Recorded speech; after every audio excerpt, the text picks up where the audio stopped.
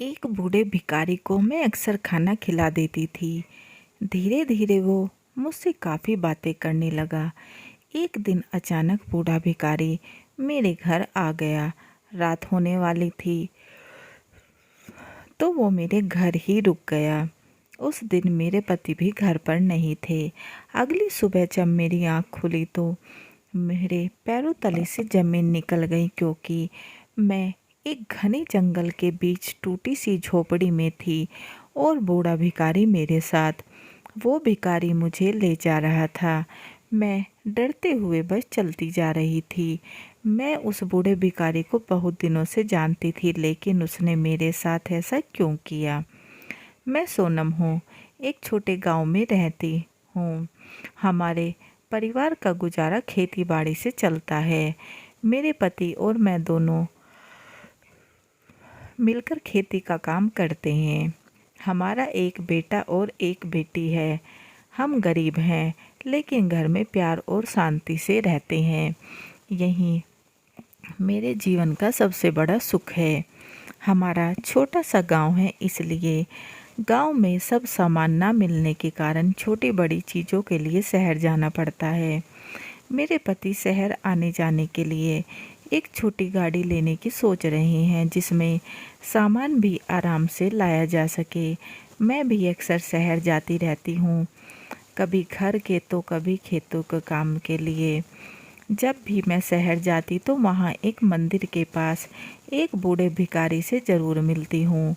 करीब 2 साल से वो इस मंदिर के बाहर बैठते हैं। मुझे आज भी याद है जब मैं पहली बार बूढ़े काका को यहाँ देखा था। वो बहुत दुखी और परेशान थे। मुझे बूढ़े काका को देखकर दया आ गई, तो मैंने उन्हें कुछ पैसे दिए, लेकिन उन्होंने मना कर दिया। अगली बार जब मैं शहर गई तो बूढ़े भिखारी के लिए खाना लेकर गई। वो उन्होंने बहुत खुश होकर खा लिया। बस तब से मैं जब भी शहर जाती बूढ़े काका के लिए खाना लेकर जाती। वो मुझे बेटी बोलते थे। अब काका मुझसे बहुत बातें किया करते थे। मैंने भी उन्हें अपने घर गांव सब के बारे में बताया हुआ था। एक दिन मेरे पति गाड़ी लेने शहर और बच्चे स्कूल में गए हुए थे। मैं घर में अकेली थी। उस दिन शाम को खेत के काम से जब मैं लौट कर आई तो वो बूढ़े भिखारी काका मेरे घर के बाहर बैठे हुए थे। मैं उन्हें इस तरह घर के बाहर देखकर एकदम हक्की बक्की रह गई, क्योंकि ये पहली बार था जब वो काका मेरे घर आए। मैं तुरंत उनके पास गई और पूछा, काका आप यहाँ कैसे, सब ठीक तो है? वो बोले, बेटी मुझे तुम्हें कुछ बात करनी है, इसलिए यहाँ आया हूँ। उस समय मैंने उनकी बात पर ज़्यादा गौर नहीं किया और पहले घर से उनके लिए खाना लेकर आई। हालांकि वो ज़्यादा दूर से नहीं आए थे, लेकिन बूढ़ी हड्डियों में थकान हो ही जाती है। खाना खाने के बाद काका बोले, बेटी तुम्हें मेरे साथ एक जगह चलना होगा। मैंने थोड़ा हैरानी से पूछा, कहाँ काका? वो बोले, ज़्यादा दूर नहीं है, सुबह जाकर शाम तक आ जाएंगे। मैंने फिर पूछा, जाना कहाँ है काका, बताइए तो। उस पर वो बोले, मैं अभी नहीं बता सकता, बस मुझ पर विश्वास करो और चलो। मैंने कहा, लेकिन काका मेरे पति भी कुछ दिनों के लिए बाहर गए हुए हैं।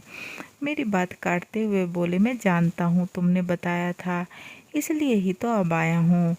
मुझे उसकी उनकी बातें बिल्कुल समझ नहीं आ रही थी। एक पल के लिए तो मुझे लगा शायद काका की उम्र का असर इनके ऊपर हो रहा है, इसलिए बहकी बहकी बातें कर रही हैं। मैंने कहा, ठीक है काका, आज आप घर पर आराम करो, हम कल सुबह चलेंगे। उन्होंने कहा, ठीक है, लेकिन मैं घर के बाहर ही सो जाऊंगा। वो बाहर ही सो गए। मैंने उस समय उनकी बातों पर ध्यान नहीं दिया और सोचा सुबह दिन निकलने से पहले ही वो यहाँ से चले जाएंगे, लेकिन ऐसा नहीं हुआ। अगले दिन सवेरे ही उन्होंने दरवाज़ा बजा दिया। मैंने दरवाज़ा खोला। सुबह के 4 बजे थे। दरवाज़ा खोलते ही बोले, बेटी चलो जल्दी। अब मैंने उनसे पूछा, आप क्या बोल रहे हैं? कहाँ जाना है काका? आखिर आपको क्या हो गया है? हालांकि मैं उन्हें 2 साल से जानती थी, लेकिन आज वो कुछ अजीब बातें कर रहे थे। वो थोड़ी कड़क आवाज़ में बोले, तुम्हें मेरे साथ चलना ही होगा। मैंने कहा, जाना कहाँ है ये तो बताओ। मेरे पति भी घर पर नहीं हैं। वो बोले, ज़्यादा समय नहीं लगेगा, अभी थोड़ी देर में निकलेंगे तो शाम से पहले वापस आ जाएंगे। एक पल के लिए मेरे मन में अजीब ख्याल आने लगे कि मैं इन्हें 2 साल से जानती तो हूँ, लेकिन इससे ज़्यादा तो और कुछ नहीं पता। इसलिए मुझे उनके साथ जाने में थोड़ा डर लग रहा था, लेकिन मन ही मन जानती थी कि बूढ़े भिखारी पर विश्वास किया जा सकता है। उनकी जिद को देखते हुए मैं उनके साथ जाने के लिए तैयार हो गई। हमारे गांव में से एक बस जाती थी जहां काका मुझे ले जाना चाहते थे। वो जगह करीब 2 घंटे की दूरी पर थी। करीब 10 बजे हम एक अनजान गांव में उतर गए। बस से उतरते ही काका बोले, मेरे पीछे पीछे आ जाओ।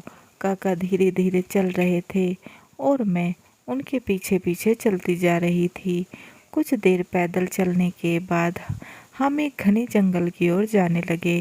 तब मैंने काका को टोका कि कहाँ ले जा रहे हो? वो बोले कि बस थोड़ी दूर और पहुँचने वाले हैं। फिर करीब 1 घंटा चलने के बाद हम एक टूटी सी झोपड़ी में पहुँच गए, जिसकी हालत बाहर से ही खराब लग रही थी। काका ने उसका ताला खोला। झोपड़ी के अंदर जाने के बाद उसमें बस मिट्टी और पत्थर दिखाई दे रहे थे। काका एक जगह से बोले, मिट्टी हटाकर पत्थर हटाओ। मैंने हटाया और फिर उन्होंने उस जगह पर खोदना शुरू कर दिया।